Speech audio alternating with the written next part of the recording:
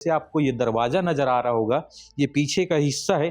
उस दरवाजे से इस वार्ड में लाया जाएगा। यदि वो ट्रैवल करते हैं और ट्रैवल करने के दौरान उनमें ऐसे लक्षण दिखते हैं जो जैसे कि मैंने बताया है। 4 बेड लगाए गए हैं और कर्मचारी आ पाएंगे, लेकिन कोई भी मरीज हॉस्पिटल के अंदर नहीं पहुंच पाएगा। क्या लगता है कोई बाहर से यात्री पहुंचते हैं और उनको लू से संक्रमित हैं, तो भी 5 दिनों के लिए यहाँ आइसोलेट किया जाएगा। पहले तो ये देखना पड़ेगा कि वो उस एरिया से आए हैं क्या वो उस एरिया के रहने वालों के साथ। फिलहाल अभी हम लोग 4 बेड आइसोलेट करके रखे हुए हैं, डेडिकेटेड वार्ड बना के रखे हैं। इसमें 5 दिनों तक आइसोलेट करके उनका सैंपल पुणे भेजा जाएगा। सैंपल का जब रिपोर्ट आएगा, उसमें हम लोगों को लक्षण को पहचान कर उसका ट्रीटमेंट करना रहता है। अगर दुनिया भर में इबोला वायरस का कहर तेजी से बढ़ रहा है, लेकिन भारत समेत छत्तीसगढ़ की राजधानी रायपुर में इसको लेकर अलर्ट जारी हो गया है और इसकी सुरक्षा के लिए तमाम व्यवस्थाएं की जा रही है। सबसे पहले एयरपोर्ट में स्क्रीनिंग की सुविधा शुरू कर दी गई है।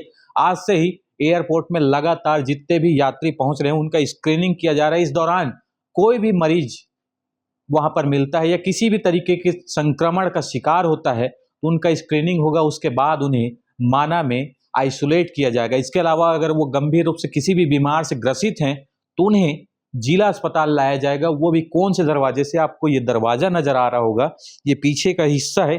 उस दरवाजे से इस वार्ड में लाया जाएगा जहां पर स्पेशली 4 बेड लगाए गए हैं और तमाम यहाँ पर सुविधाएं दी गई है। आपको नजर आ रहा होगा कि पीछे से ये दूसरा दरवाजा जरूर है, लेकिन इस दरवाजे से केवल कर्मचारी आ पाएंगे, लेकिन कोई भी मरीज हॉस्पिटल के अंदर नहीं पहुंच पाएगा। उनको पीछे के दरवाजे से यहाँ लाया जाएगा और यहाँ पर पूरी उनको सुविधाएं दी जाएगी।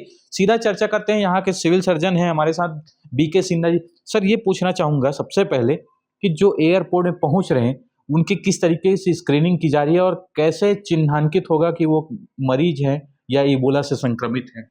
सबसे पहले तो ये देखेंगे ट्रैवल की हिस्ट्री कि वो कहाँ से ट्रैवल करके आ रहे हैं, और यदि वो ट्रैवल करते हैं और ट्रैवल करने के दौरान उनमें ऐसे लक्षण दिखते हैं जो जैसे कि मैंने बताया है, तेज सिर दर्द होना, बुखार आना, गले में दर्द होना, खराश होना, बॉडी एक होना, लूज मोशन या वॉमिटिंग, ऐसा कुछ लगता है तो उसका स्क्रीनिंग करना अति आवश्यक है। स्क्रीनिंग करने के बाद में उसको अगर नीड है मेडिकल की तो उसको यहाँ पे लेके आएंगे और उनको यहाँ एडमिट करके रखना पड़ेगा, और बाय द टाइम हम उनका ब्लड सैंपल ले जाएंगे जो कि पुणे में उसका RT-PCR से जांच होता है ना। उसके 3 से 5 दिन लगते हैं उसके रिपोर्ट आने में, तब तक उसको यहाँ आइसोलेट करके रखना पड़ता है। सर, लू का कहर भी तेजी से बढ़ रहा है, इस बीच लोगों को अन्य बीमारियां भी हो रही हैं।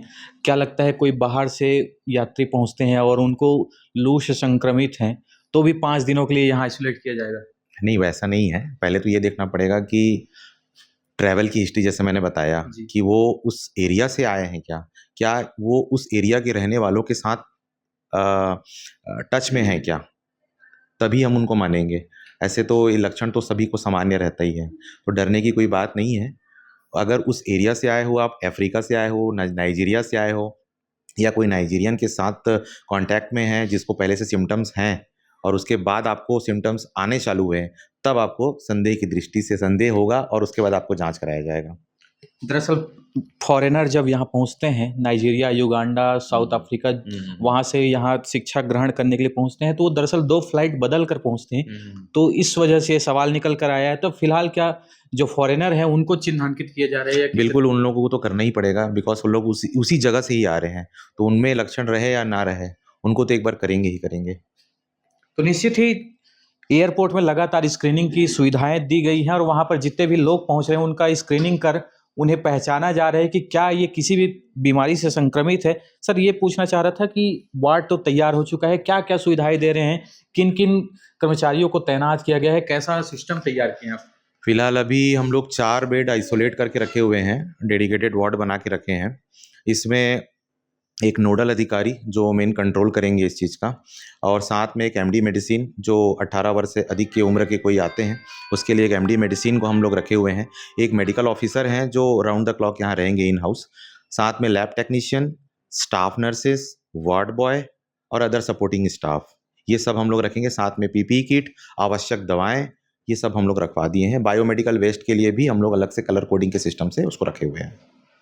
किस तरीके की दवाएं उनको प्रमुखता से दिया जाएगा, कैसे एक्चुअली में होता ये है कि इबोला के लिए कुछ स्पेशल दवा नहीं होती है। उसमें हम लोगों को लक्षण को पहचान कर उसका ट्रीटमेंट करना रहता है। अगर उसमें बॉडी फ्लूइड की कमी हो रही है तो आईवी फ्लूइड देना रहता है ना? फ़ीवर आ रहा है, पेन किलर चाहिए तो पेन किलर देंगे उसको हम लोग। तो सिम्प्टोमेटिकली ट्रीटमेंट किया जाता है। तो निश्चित ही सिम्टम्स के आधार पर ट्रीटमेंट यहाँ पर किया जाएगा। फिलहाल जिला अस्पताल पंडरी में मैं मौजूद हूँ और यहाँ पर पूरी तैयारियां हो चुकी हैं। 4 बिस्तर लगाए गए हैं, उसके अलावा सभी मशीन यहाँ पर तैयार आपको नजर आ रहे होंगे, जिससे कोई भी मरीज यहाँ पर पहुँचता है तो उनका तुरंत ही उपचार शुरू किया जा सके। पीपी किट तैयार है, उसको पहनकर ही जो कर्मचारी हैं वो इस वार्ड के अंदर पहुँचेंगे और उनका पूरा उपचार करेंगे। इसके अलावा यदि कोई मरीज वहाँ पर पहुँचता है और उनको ज़्यादा गंभीर बीमारी नहीं है, यदि वो सुरक्षित रह सकते हैं, तो उनको माना में आइसोलेशन सेंटर पर उन्हें रखा जाएगा। 5 दिनों तक आइसोलेट करके उनका सैंपल पुणे भेजा जाएगा। सैंपल का जब रिपोर्ट आएगा और निगेटिव पाया जाएगा, उसके बाद ही उन्हें उनके घर के लिए रवाना किया जाएगा। फिलहाल तमाम व्यवस्था प्रशासन द्वारा किया जा चुका है, अलर्ट पूरा जारी है और किसी भी संक्रमण को छत्तीसगढ़ में फैलने से रोकने के लिए सारी व्यवस्थाएं की गई है। बताया ये भी जा रहा है कि देश में अब तक इबोला का कोई भी संक्रमण नहीं पाया गया है, कोई भी व्यक्ति वहां से नहीं पहुंचे हैं। इससे यहाँ पर पैनिक स्थिति भी नहीं है, इससे आप सुरक्षित अपने घर पर रह सकते हैं। फिलहाल ये पूरी व्यवस्थाएं संक्रमण यहाँ तक ना पहुंचे इसके लिए किया गया है। पूरी खबर आपको कैसी लगी कमेंट करके जरूर बताइए। बने रहिए सीजी भास्कर के साथ।